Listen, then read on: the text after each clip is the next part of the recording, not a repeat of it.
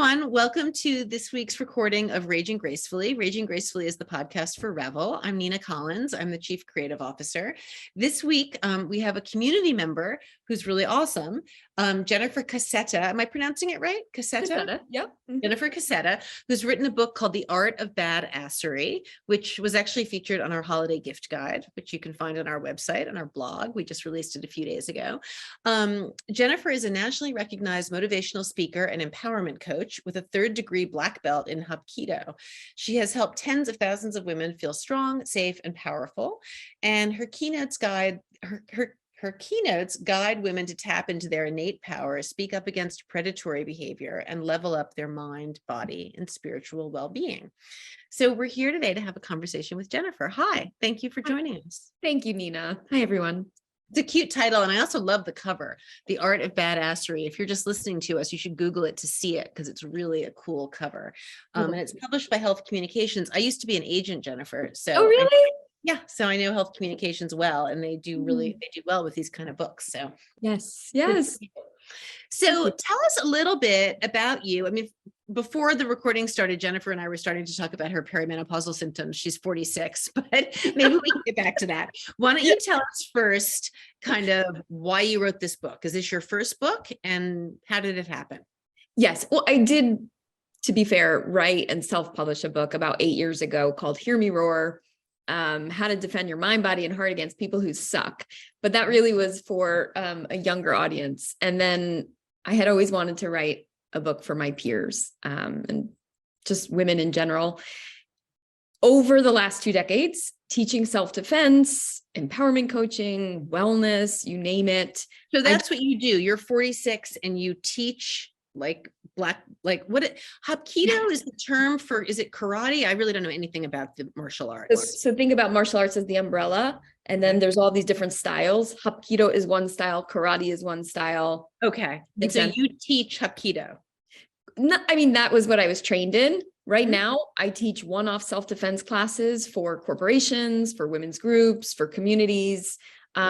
So it's not like I'm in a dojo anymore teaching, but that was my life for a whole decade in New York. And I started there. But essentially why I wrote the book was I was so sick and tired of hearing these stories from women of being, manipulated, abused, verbally, mentally, and physically abused. These are the stories that kept landing in my lap, whether it be after a self-defense class or private message or over social media. And I'm just tired of it. Yeah. You want women to feel stronger, not just to be stronger, but to actually feel more empowered in their lives. Exactly. And have the tools to be able to stand up for themselves, for other women. We need each other, and we teach our daughters. And absolutely. So just so I can understand in the audience for context, because I just find it interesting, your personal story. So you're 46, you lived in New York, you were born in the East Coast, you lived in New York a long time. And so you got into the martial arts. At what point did you decide to become a coach? So the story goes, 22 years ago, I stepped into a dojo that was in Soho, a dojo in Soho at the time. Nice. That could be a children's book. That's a good title. Yes. I fell madly in love with this form called Hapkido and the community, really. It was all about the community. Within the first year, September 11th happened to all of us living there. But that morning, I showed up to work 3 blocks south of the World Trade Center and almost died when the first tower fell. I got pushed into this closet with a bunch of strangers. Felt fear paralyzed my body for the first time ever. Thought I was going to die until this woman came over to me and grabbed me and asked me my name. I said, Jennifer. She said, Jennifer, I'm Nancy. And the two of us were going to get out of here today. I'm still looking for you, Nancy. So I tell that story on every stage all around the country. That is an amazing story. Okay, then what happened? Then we got evacuated. We ran in the soot and, from building to building, looking for shelter until I had the idea to take Nancy to the dojo. So we entered for the first time that day. I was able to feel safe, downregulate my nervous system. Nancy took off to her family and I kind of just had to recalibrate. But anyway, I tell that story because it felt like a pivotal moment, because after that, I was out of the job. I was an event planner And all I wanted to do was go to the dojo, where I was like feeling good in my body, feeling strong again, feeling more confident, really finding my mojo again after some serious PTSD.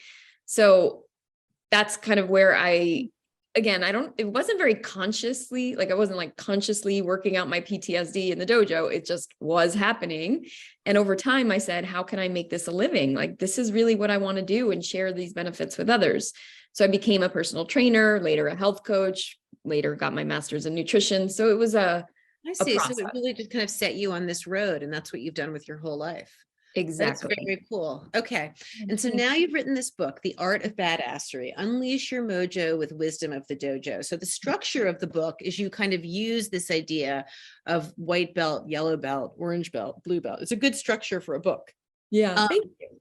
Yeah, no, I really liked it. So tell us a little bit about that, about the structure. Like, are these like white belt is embrace the suck, yellow belt is bounce back. Like this is stuff you made up, right? This is kind of, how did you come up with this? They're the lessons that I was learning at the time that I was going through my, 10-year, I would say, a decade of really being in the dojo and going through life. And I realized that while I was writing the book, well, it started as a keynote that I already had, but then when I was writing the book, I really went in deeper and figured out how to use the chapters as belt lessons. So that kind of came all together while I was writing the book. But essentially, white belt level, the metaphor is that you're in the dojo, and as a white belt, you're a beginner. Things suck. You're going to get knocked down. You're going to face opponents. And that's like life too, when you're putting yourself out there. Yellow belt is about bouncing back. So on the mat, we learn how to fall. We literally learn what's called mat work, how to fall and get back up, fall and get back up. And in life, we have kind of 3 strategies. You're right. We learn how to be resilient. And sorry to interrupt you, but even just at white belt, I was just in Montana this weekend with my daughters for Thanksgiving. I have 3 daughters, and 2 of them are 24, one's 28. And being in your early 20s kind of sucks.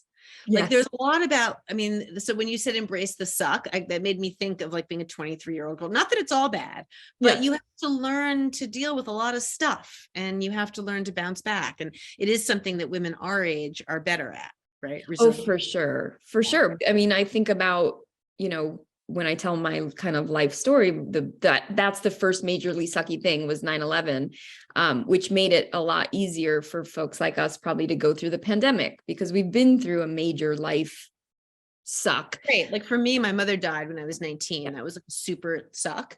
But yeah, I've been through a couple divorces. Like you get better at it. Right. The hard stuff you deal with. Exactly. So, I share that too. A little bit about embrace the suck, because it's a good concept. Yeah. Like, how do you do it? Yeah. What does it mean really to embrace it? Just accepting that the fact that terrible things are going to happen to everyone. I recently told that to a group of college students I was speaking to, and their faces were, I was like, just so you know, the pandemic is not the worst thing that's ever going to happen to you. Yes. No, Jennifer, actually, this is a kind of sad story, but when I was 18, I was living in Vienna with my boyfriend, and I got pregnant, and I called my mom and said, I want to come home to get an abortion. And then I want to come back. And she was like, you can't come home. I can't afford to bring you home, and you're going to have to deal with it there, and you're going to be okay. And she said, this is not the worst thing that's going to ever happen to you. Far, far worse things will happen to you. and then she died 6 months later. And later I realized that part of the reason she didn't want me to come home was that she was sick, and she was keeping it a secret from me. She wasn't trying to she was trying to do the right thing, but it was kind of an odd choice. But it's a real lesson, and it's true. Like bad stuff's gonna happen. Exactly. And then speaking of mothers, the first chapter starts out with my mother's words to me after finding out that my boyfriend had a baby with someone else, forgot to tell me. She was like, I was like, Mom, this isn't fair. She's like, life isn't fair. And to me, that was such a freeing piece of advice, which could sound a little cold depending on. No, but it's an important thing to embrace, as you say, to embrace the suck. That's right. Really so there are some. I want to go through all of these. Do you mind? Because I think this is awesome. Let's do it. Yellow belt is bounce back. 3 strategies. Yeah. Huh? How does that correspond to yellow belt? Even in the training, I'm curious. Yeah. So in the training, like I said, we learn to fall and get back up. over and over, different kinds of drills. And there are 3 strategies I learned on the mat to help you either avoid a takedown altogether or get back up with grace and ease. One is the pivot. We all know it. We all practiced it over the last couple of years. I'm kind of bored of that word. The second is to roll with the punches. So almost like you brace for impact, right? You know that the hits are going to keep on coming. You brace, you tuck yourself into a ball, roll backwards to use that momentum to get you back on your feet so you can stand back up, like I said, with velocity, with ease each time. And in the chapter, I kind of go through different ways to do that in real life. Find your community. Find a community like this, right? Yeah, absolutely. Community, I mean, it does help so much. Like, as I told you, when I was 46 and started this community, it was because I was feeling kind of like demoralized about aging. And then like I met all these incredible women. I mean, it's taken me on such a journey, but it really does help you be more resilient when you have community, for sure. Oh yeah. Finding people that have gone through the things that you're exactly going through. So thank you for creating this community. I want to acknowledge you for that. You're welcome. Thank you. All right. So orange belt, block the BS. I like this one. Yeah. And you talk in that section, I'm not sure if it's this section or another one, but you talk about hard blocks. So let's talk about hard blocks. Yeah, this is it. So essentially on the mat, you have options when people are throwing their BS at you. One is, can you create distance and space from that person, place, or thing? So, you know, whether you're in the streets or the boardroom, it's the same. Can you get out of that situation? And or do you need to communicate what your boundaries are? And that's where, again, we have options: hard blocks or softer styles where you, on the mat, it looks like you're blending with someone's energy and then redirecting it either back at them or out into space. So those are the different styles of blocking. That is really interesting. I love this whole project. So like a hard block would be like, fuck you. Like, exactly. I'm out of here. Exactly. And a soft block, but I think as part of the trick is being aware yourself that you are making a block attempt in whatever way you're doing it. You are blocking this. You are moving away from it. You're diverting it. You are not going to take it. Exactly. You could deflect, change the subject. You can ask a question back, right? Kind of tell them how it lands and then ask a question back. Like, do you think that was appropriate? Would you say that to Bob down the hall? Would you touch him inappropriate? Would you say that in front of your daughter? Right? You could use these different techniques that are in the chapter to stand in your power, at least take it back, stand in it without leaving the situation going, damn, I wish I said something. Right. Which we all do. These are all really good. So they're really all, it is about centering yourself and finding your strength and feeling clear. So green belt, find your roar is a good one. Yes. How does that correspond to the training? So on the mat, we have a vocal technique that's called a kiap. And that kiap is translates to spirited yell. So if you've ever gone to a dojo, or if you watch Cobra Kai, anyone, hear people yelling on every punch and kick, and it's used to accentuate, it's used to deliver more force and power, and possibly intimidate your opponent too. So this chapter is really just about fine-tuning being intentional about your tone, the way you non-verbally project.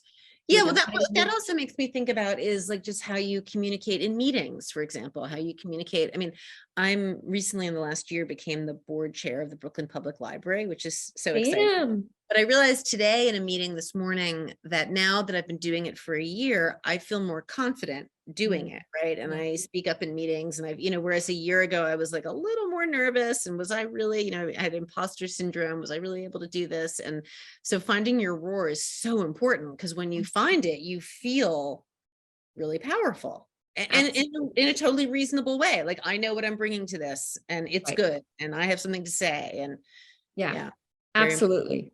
And then we go into, our inner dialogue, which can be as important or even more important, right? And just making sure we're aware that everyone has those negative thoughts. And when we have them, how, again, to either redirect or fill that space with a more positive affirmation. How do you redirect inner thoughts? Like, what's I recognize it. I'm like, hey, there you are again. Thanks for sharing. Then I'm going to put in something way more positive, call it affirmations, call it self-talk, whatever. I just talk to myself constantly. Yeah. Yeah, which I think is really healthy. Yeah. And again, something that we're better at as we get older. Like I remember noticing around age 50, like when things got me down in my certainly 20s, 30s, into my 40s, like I could really be like pulled under by them. Mhm. And now it is easier to remind myself, like, you're not going to feel this way tomorrow. It's okay. Like, you know what? That kind of talking yourself out of it. Yeah. Switching perspective, like all that kind of stuff. I share a story in the book, and I share it at my keynotes all over, of this woman who, and sorry it's a good story. No, I want to hear. Please take your time. This woman I found on social media, her name is Kelly Heron. She was in a park running in Seattle, broad daylight, used the bathroom. And when she got out of the stall, she realized there was a man in there and this was not going to be good. Yes. And sure enough, he attacked her, brought her down to the floor, and now she's in a fight for her life. And she had said that 2 weeks prior, she took one self-defense class. So no black belt in martial arts, right? One class. And the words of her instructor came to her all at once. And it was fight hard and fight loud. And that she had this battle cry, she called it, that she was screaming at her attacker over and over and over again. And that battle cry was, "Not today, motherfucker." Wow. And sure enough, to end the story, it alerted a bystander who came in, helped her, lock the attacker, the predator, in a bathroom until the cops came. But when I heard that story, I was like, oh my God, first of all, I need to know this woman. And also, like, hey, what if we all had a battle cry within us? Not necessarily for the creepy guy in the bathroom, but what about for the creepy guy in our head, right? That's telling us we're not good enough. Yeah. Or the bad relationship. I mean, and boundaries stuff is with everyone. It's with your kids. It's with, I remember getting better at stuff with my kids where I just said, like, if you speak to me that way, I am not engaging. Like, it's as opposed to just getting inflamed and getting, Right. So battle cry. Okay. What's do you have a battle cry for yourself? My battle cry is like affirmations on steroids. So it can change every day, but it's like, I am strong, I am safe, I am sexy, I am powerful beyond measure, I'm bold, I'm brave, I'm a badass, I'm healthy, I'm wealthy. Like I go on like a rampage almost of this. Wow. Now I'm imagining you like jogging on a treadmill and saying all these things to yourself. It's very impressive. I don't do that all day long. Maybe we all should. Yeah. Is that your recommendation? Yeah. To be talking to ourselves all day long in an encouraging way. Okay. I mean, when you work alone, you kind of have to do it. And this kind of speaks to the next level, the blue belt, elevate your energy, I would think, right? Yeah. So yes. So at blue belt level, as a martial artist, we start to become more aware of our chi, the life force energy that runs through us. And I always found it interesting then that, here in Western culture, we don't even acknowledge chi. We don't even have a word for it. And yet in Eastern cultures, there's Qigong, there's Tai Chi, there's these practices people use. I love doing that. Tapping, your face. I love that. Yeah. Tapping. Awesome. And when you move in martial arts, when you finally feel it, when you feel like yourself harnessing this energy, it's really like powerful. So the chapter really is very basic, but some would call it radical self-care. It's really just self-care. Where is your chi kind of leaking out? Where are those energetic holes that can be plugged up? How do you find that? I don't know where my energy is leaking out. It's essentially something like simple things, like, are you drinking enough water? Are you eating healthy foods? Are you sleeping enough? Yeah.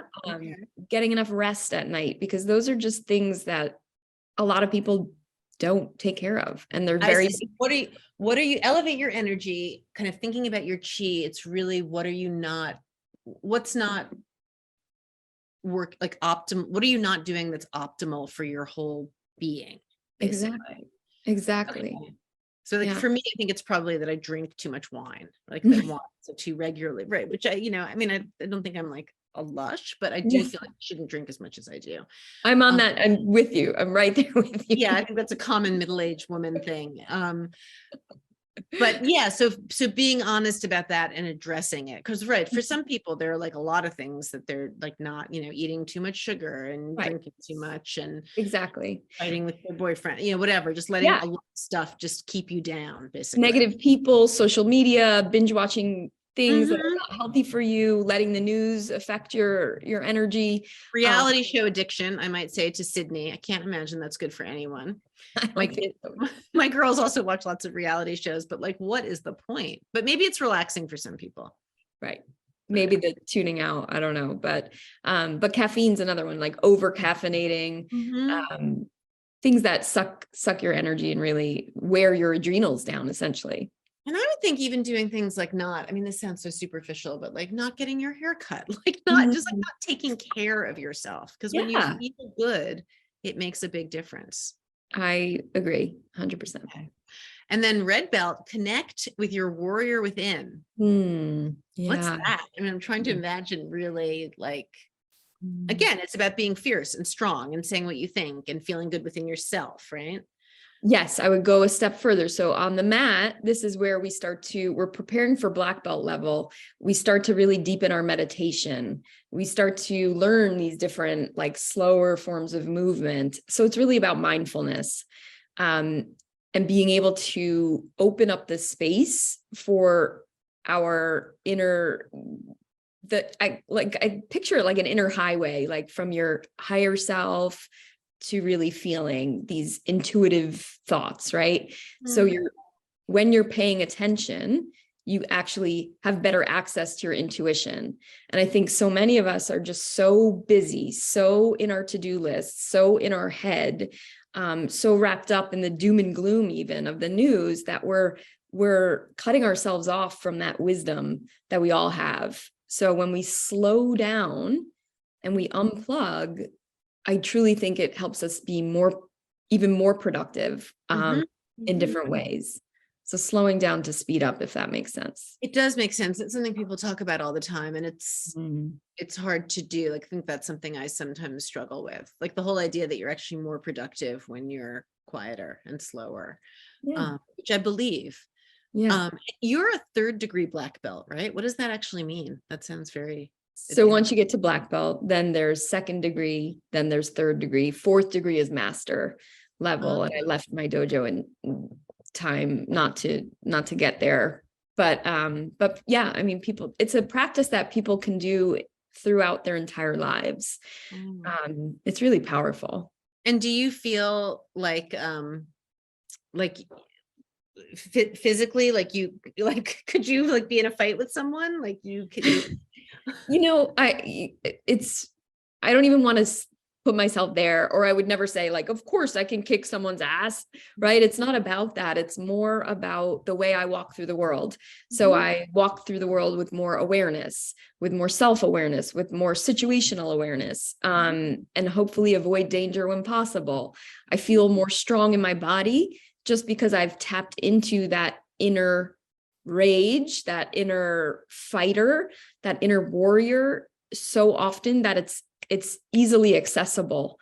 So in my talks and in my keynotes or my self-defense classes, I'm always just reminding women that it's in there, that there's like a primal sense. There's a primal thing that we all have.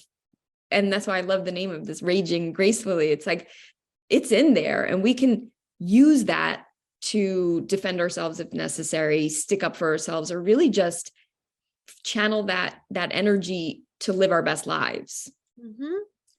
And then, so the last chapter of the book, Black Belt, Take the Lead. How do you wrap this all up? I think it sounds like what you just said, really. It's a summary of kind of shifting your energy and feeling stronger, right? And that's your whole mission.